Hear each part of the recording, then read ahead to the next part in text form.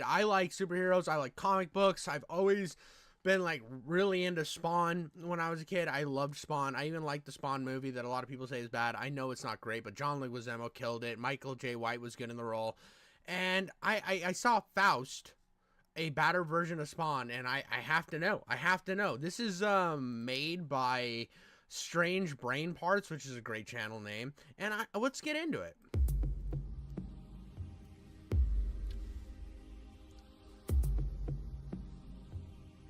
I mean, tell me that's not the sickest comic book cover. And look how caked up he is. He's even got like those cottage cheese butt cheeks. That's weird. And why does he have like 800 abs? I don't know, but it looks really cool. Hello and welcome. Faust, written by David Quinn and illustrated by Tim Vigil, is a 15-issue series that is notorious for its depictions of graphic violence and sex, usually at the same time. Despite being a short series, it took graphic violence and sex. Let's go, baby. That usually means it's going to be pretty cool. I mean, not going to lie. a few decades to reach the ending. It began in 1988, and the final installment wasn't published until 2012. So it took 25 years to produce, with major gaps between issues. During the gaps, a number of related miniseries... I know I'm pausing again, and people hate when I do this, but I think the biggest problem with American comic books compared to like manga over in the East is the fact that a lot of them don't end. They're like, oh, well, this character's popular, so let's spin it off into another universe. Let's just keep it all going forever, infinite, just keep pumping him out as hard as we can. We're just gonna keep tugging and pugging, keep tugging and pugging. We're DSPing on the camera, right? And it kind of sucks because you don't get these like wildly incredible, like you get some incredible stories out of it, but they get kind of memory hold and shoved out in the past. I mean, it's so many times where I'll go to play like a new superhero game, not have any idea what's going on because it's not really based off of any of the comic books because it's so hard to base. They'll base some stuff off the comic books in some regards, but at the same time, like when you're working with Spider-Man, there's like 572 Spider-Man. How do you like break it down to an actual comic book unless you say this is the comic book series I'm going off of and you go off of it? The problem with this stuff so often is they just try to keep these IPs going for as long as possible in the US, and I like when they decide we're going to make a story, we're going to do it from beginning to end, and I love when they do that. It's one of the reasons why I'm so Hellboy has such an appeal to me, and stuff like this is now more interesting to me because it's like I want to write a good story, I want to do it the best way possible, and this is going to have an end, motherfucker. Series were produced. However, the focus of this video is on the main series, Faust. To begin with, Faust is not an easy read. Personally, the splatterpunk genre and overly detailed, gory images are outside my area of interest. A topic like this is also exceptionally difficult to cover on this platform. Images have to be selected very carefully to avoid repercussions. This needs to be mentioned because what you see doesn't reflect the graphic totality of the comic. Regardless, despite the challenges, its notoriety is worth an examination. After all, it's safe to say many people have heard about Faust and have seen it over the years. I haven't. This is my first time hearing about this. I'm very excited. But a casual glance at an issue doesn't help with the lingering question concerning whether it deserves its reputation. The quick, simple answer is yes, its reputation is well deserved. Furthermore, I would suggest that creators leaned into the elements that made it so controversial, quite possibly as a response to the reaction the original issues received. According to the artist, Tim Vigil, the idea for Faust grew out of his prior series, Grips. Grips also involved a costume vigilante with a long forearm claw who sliced and diced. Conceptually, the two are quite different, but the similarity in design and Vigil's interest in graphic violence carried over to Faust. So Grips is like a rough first draft of the lead character in Faust. And this is something you see creatively a lot in like the manga creators, is they will create like a first stuff that's like a proof of concept that then leads into their kind of magnum opus that becomes like their mainstay. Sometimes it doesn't work that way. Like the person who made Spy X Family or Spy Family or whatever it's called, he doesn't really love Spy Family and he's more passionate about some of his other projects. But it's a lot of times it's the other way around where they make a couple shorter creations and then they make their like grand creation, or they'll have one that does pop off and they will then go down and create better character elements to then shoot it up in the stratosphere. Like one that comes to mind is the guy who did Soul Eater. He made Soul Eater, and one of the big problems was that not a lot of the characters were well rounded enough, and I feel like he fixed a lot of those problems when it comes to Fire Force. I think the Fire Force characters are a lot stronger than Soul Eaters, and you can see some of the mistakes that he felt he personally made, and then he fixes later. And that's the great part of the things then ending, is you can go spin off to something else. And I know Fire Force leads into Soul Eater, but it's about how do you take your thing, and then if you're going to add more to it, how do you just make sure to respect the original story and add on to it instead of just like retconning it? And that's such a big problem in the comic industry today. The only other similarity is both are vigilantes, but they have completely different agendas.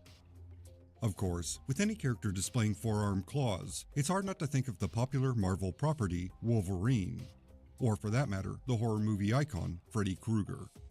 However, like with grips, the similarity is purely visual. Conceptually, they are miles apart. Finally, there's Todd McFarlane's creation, Spawn.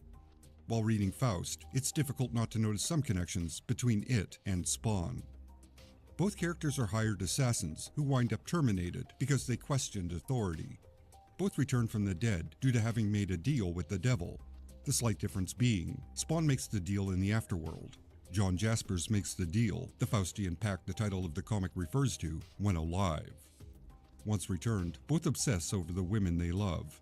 This leads to a discovery concerning their mysterious origin and a quest to get revenge. By the way, I love Spawn. Spawn is one of my favorite comic books ever made. I own a few of them. I've read quite a bit of Spawn. I haven't read all of Spawn, but I really like Spawn. The one big problem I would say with Spawn is Todd McFarlane loves his dialogue, and it's something that it's like you will have entire pages of just smallly written dialogue where it over explains everything. And that's where it gets a little annoying, but other than that, I think Spawn does such an incredible job of creating a world, a story, well-versed characters. It's just so good. Now, for the record, I'm not suggesting Spawn is a direct, toned-down version of Faust. What I am saying is their origins have elements that are very, very similar. That's all. However, a disturbed individual returning from the grave to get revenge isn't exactly a unique theme. So these connections could simply be a coincidence. Yeah, the Crow is iconic in this regard. It's kind of sad that we've only gotten one decent Crow movie, because like the first Crow movie is fun, it's good. I guess it's not really that close to the comics, but it's a good movie in general. And that's kind of like Hellboy. Hellboy's not close to the comics at all, but it's still a good movie. But since then, we've gotten like 87 Crow movies, and that's the only decent one. After all, McFarlane allegedly created Spawn as early as 1977. At least, he drew the character around that time. Whether or not the details of his origin existed is another matter entirely. And, from what I could determine, McFarlane has never acknowledged Faust, so whether it was an influence or not is in the realm of speculation.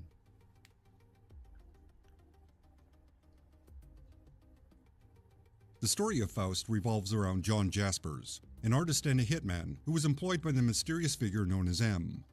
As a hitman, Jaspers had too much of an independent spirit for M, so he was murdered and buried with his equipment. Jaspers then arose from the grave, confused and seeking revenge. Although due to his memory loss and insanity, he was unsure who he needed to destroy. He begins by protecting Jade, his former psychologist and lover, who he feels a deep connection to, despite his scrambled memories. Essentially, he's an engine of madness and destruction, looking for a place to happen. There's a variety of supporting characters, all of whom engage in some... I love this art style. I love the art style. And another thing, he said something about group brutality and like sexual content and violence.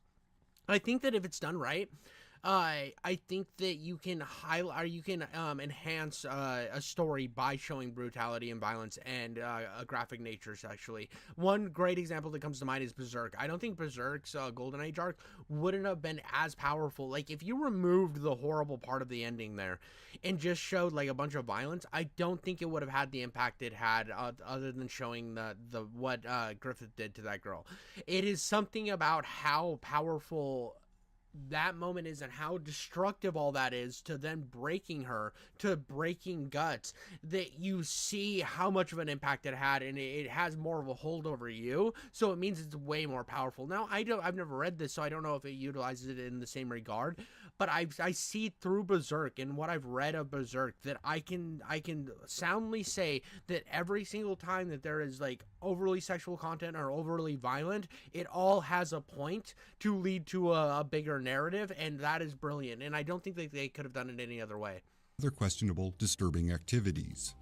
These dirty deeds done dirt cheap are orchestrated by M, who gains power from these deviant acts. As it's discovered, M is Lucifer, or Mephisto, the first of the fallen, and his ultimate goal is to end all of creation.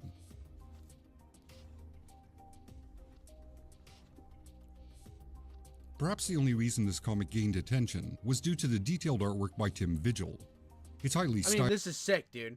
This is sick. Just look at this real quick, dude. Oh my god, look at the details. Look at this is so good. This is so freaking good, dude. I'm like jizzing in my pants here, dude. I'm in love with this. Like each little segment that you're looking at here is just so brilliantly made. Stylized, with a Bernie Wrightson flavor and some great use of tone for shading. There's no doubt that Vigil put a lot of work into each page, giving every image a certain level of grotesque beauty. He's certainly a and this is something I respect so heavily of the 80s and 90s comics is I feel like a lot of comics that when I started teetering off comics in the 2000s, because like I read them in the early 2000s, and then like 2010s I just started doing other shit like playing sports and stuff, and now I'm kind of getting more akin to liking this stuff again. And well, also we got superhero movies and all that, but I started to notice that in terms of quality it was dipping, and it was just kind of like putting a story out that was okay, and it was like minimal details, and I wasn't seeing that over the top nature that is what when I go and get like some of these old comic books that I would read a lot of stuff like God, I can't even remember his name. No. Oh God, he was Marvel's version of Cyclops. I can't remember his Deathlock. I read Deathlock, and just the detail in Deathlock's panels and all of like the over the top character designs was something that I really loved. And it's like where I can look at X-Men the animated series and I'm like, yes, this is exactly what I want. But then I look at some of the superhero shows now and I'm like, you know, it just doesn't have the same appeal because it's not that it's not the art style that I fell in love with. It's not this like visceral effect that I got. It's not this great grand thing. It's just another show. It's just like it could be replaced with anything else, and it doesn't really have any artistic thing that makes it stand out other than the characters wearing the same costume. And that's what I miss about the US style comic books was at one time they were so you could look at a comic book like yes I can see, even though there was differences in design and there was obviously different artists working on things, it still had a grounded similar design, and now it's just all over the fucking place and half of it is trash. Master of horror artwork. Early in the series, Vigil is still developing. The brutal action does have a certain flow, but character faces are somewhat inconsistent. Claire or Jade, for example, look a bit awkward from page to page. It gives the impression that Vigil put little effort in talking scenes and was strictly interested in getting to the action, which, to be fair, is likely what the audience preferred as well. Over time, Vigil does become more consistent, but in my opinion, scenes that don't involve sex and violence were given less attention. They really give off a perfunctory vibe. Despite that, on a purely visual and visceral level, the artwork is quite successful. It's the main attraction of the series. I mean, you can look at every single inch of the things that were getting scrolled here on screen and understand why people were drawn to this. This is just fucking gorgeous. This is just gorgeous, dude.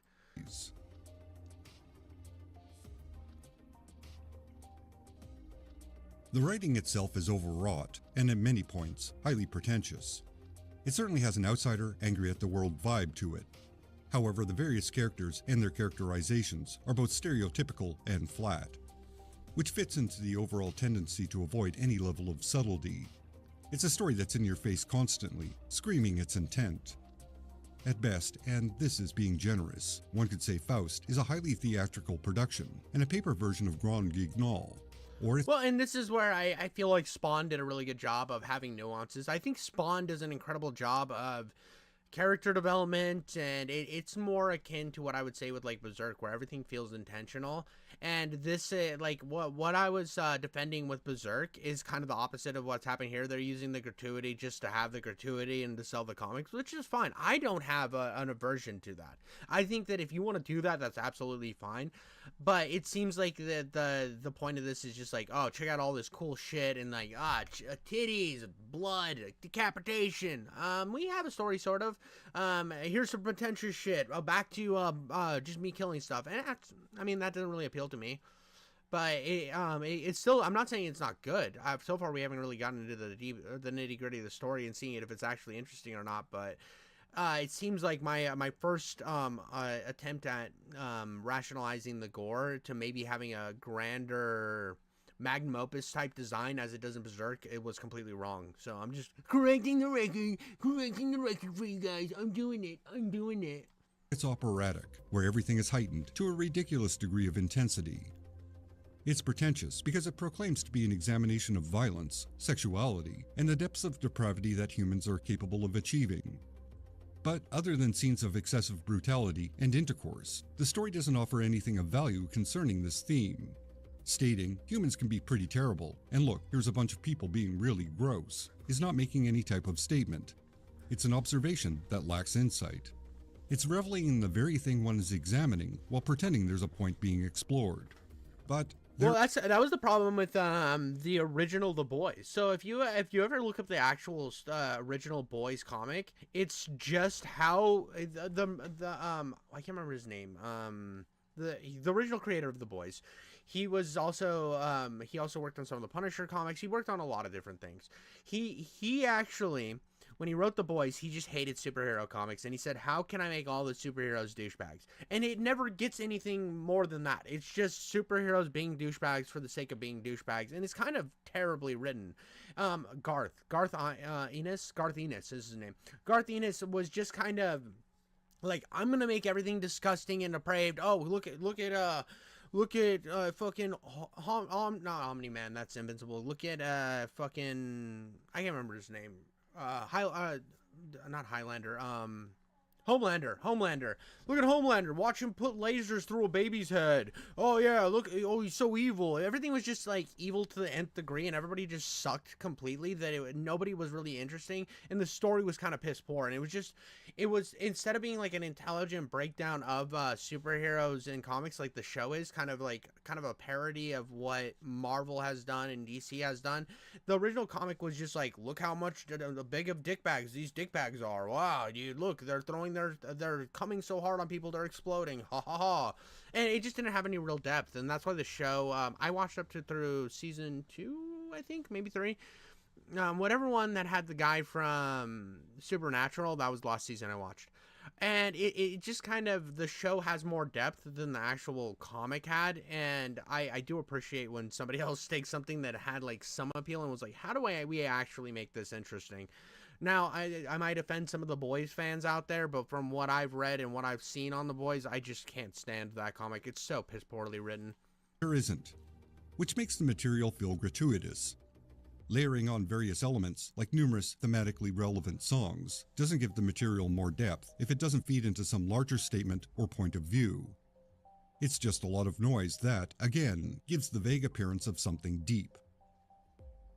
The ending in particular is drawn out, with them constantly monologuing about how pathetic humans are, how pathetic Jaspers is, how he dislikes being cast out of heaven, and on, and on, and on, and on. This is literally, not figuratively, the entire content of the final 4 issues.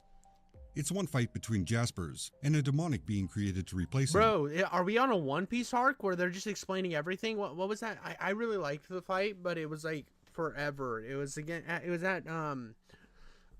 think it was Big Mom was her name, or the giant pirate. She was one of the 4 generals, or the 4 emperors of the sea, and Big Mom or whatever, her son, the one that had like the mochi powers, that was drawn out for so long. And I think there's some really good content there, but dear God, does that go on for like 4,000 episodes. It just keeps going and going and going, and this kind of feels the same way. Where M stands to the side and drones on incessantly. As an analogy, if you've paused to listen to a street preacher, someone who's obsessed with ranting about the end of the world, that's the equivalent of the final 4 issues of Faust. It's one long jumbled rant of gothic navel-gazing. It's repetitive and moderately incoherent, with large empty words and phrases that contain no meaning. Again, it's a lot of noise underneath some well-produced but graphically intense artwork. I'm Greg. And I mean, this happens in manga all the time too. And you'll watch something that is cool in terms of its violence and its artwork. Like, I've watched a few manga that have like awesome artwork, awesome battles. It's like super cool, and then everything gets drawn out, and I end up being like, oh, it was pretty good. It's nothing like wild, but at least it was like kind of had a little edge to it.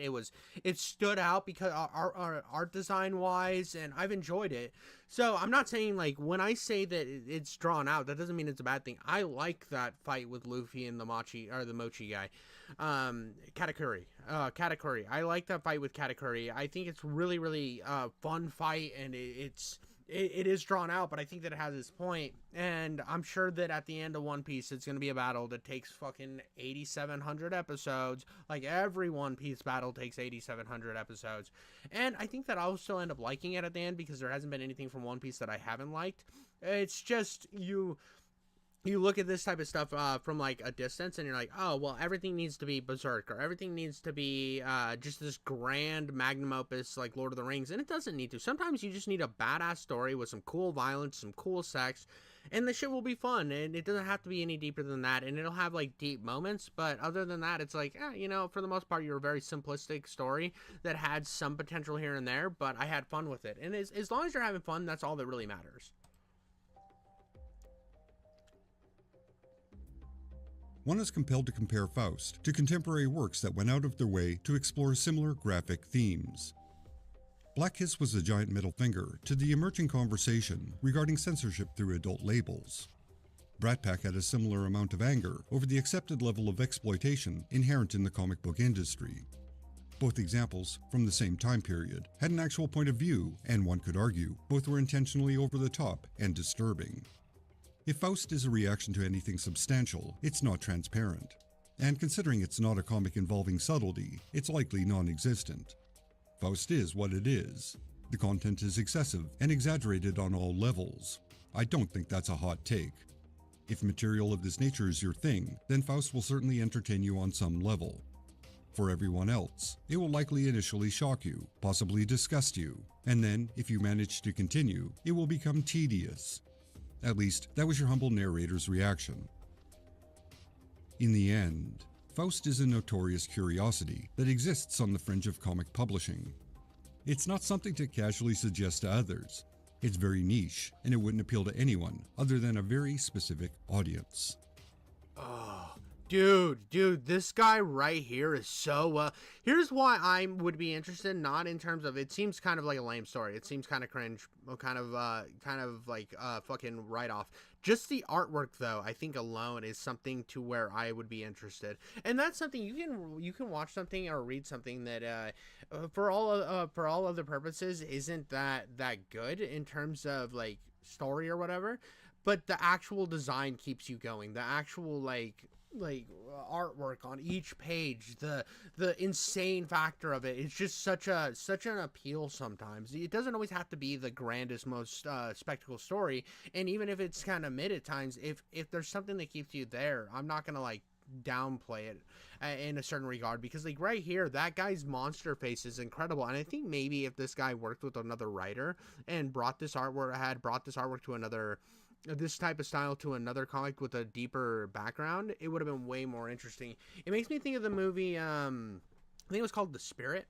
It was right off the tails of the Sin City movie. It was right off the tail of the Sin City movie, and I remember going to it because I liked Sin City, and I watched it, and I went with some family, and we watched it, and I was like, that movie kind of sucked, dog. I'm not gonna lie. Samuel L. Jackson was good in it, but the whole movie as itself was just kind of a a piss poor attempt at what we'd already seen other movies do in the same regard. And I just remember not liking the movie The Spirit in any regard because it didn't feel like it heightened the genre any. It just felt like it existed to exist, and that can be a problem. And I feel like this is kind of suffering from that the same thing, where you can look at 87 examples of where like comic books like Spawn or some of these other ones he's brought up do more in terms of writing and quality, but this one was out there looking at all this writer was out there looking at all this other stuff, and he's like, dude, I can do that, let me draw some cool shit, and look how cool that is, I can do it cooler. And he just was focusing on the wrong aspects of the story, and it just didn't focus on the storytelling aspects, which can be a huge pitfall. And I think that happens a lot with almost any medium. Thank you for watching. Thanks to all my fine supporters on He's gonna on Patreon and YouTube. You're on. Look at that. He thanks his supporters. There's gonna be a few things. I mean, this guy had a really detailed. This feels very classroom, not in a bad way. This feels like a college level presentation on the thing, and his editing is very, very to the point. It was good. It was to the point, but it's very I don't know, almost. I haven't seen a video like this where it was just like so formulaic, and I think that it's good in that regard. What I want to just kind of end on here is the fact that I do like that people are out here making videos like this on some of these underknown characters that I've never heard of, and it's when he says it's like a better version of Spawn, I thought there would be more Spawn comparisons in this on how this guy's like Spawn, and I don't think he quite hit that. It is just kind of a breakdown on the character, which is cool. I think that I don't really know much about the character and his story other than he was born by the devil, and he fights the devil at the end, and there's a lot of sex and violence in it. I don't feel like I got into any of the nuances, but from what he said, there isn't any nuances, and I think highlighting the artwork and why it exists as this niche thing that'll pop up every once in a while that people will want to talk about is mainly because it's interesting. The art's appealing enough to where you'd see it, click on it, and then you'd get this like rabbit hole infatuation with something that has this incredible of art, only to find out that it's not that deep, bro. I mean, but Faust is exactly what Todd wanted to achieve as a serious storyteller, and that's kind of where I say the big difference is. Like, Faust seems like it was just like, oh, I have all these cool ideas, I'm gonna throw them on paper and I'm gonna do some cool shit. And Spawn was like, I have cool ideas, but I want to tell a brilliant story with it, and that's what I think Spawn did so well. Is it said that I see Todd McFarlane got sick of the formulaic storytelling and said, how do I make a brilliant story? How do I turn what I want to do into something that's grander and bigger? And I think he achieved that with Spawn. I mean, obviously he turned his little company into like a probably $billion company. It's easily multi-millions. I don't know. Todd McFarlane Toys is out there selling like everything. It's just like, I gotta love the BP said, batter and not bad. He knows what's up. I mean, it is like, this is a worse version of Spawn, so it is a play on words. It's just that I went in with different intentions, but I think that this was interesting in the least. But that's all I got for you guys today. I think I'm gonna get out of here. I gotta go to work. So much love to you all, and I'll catch you on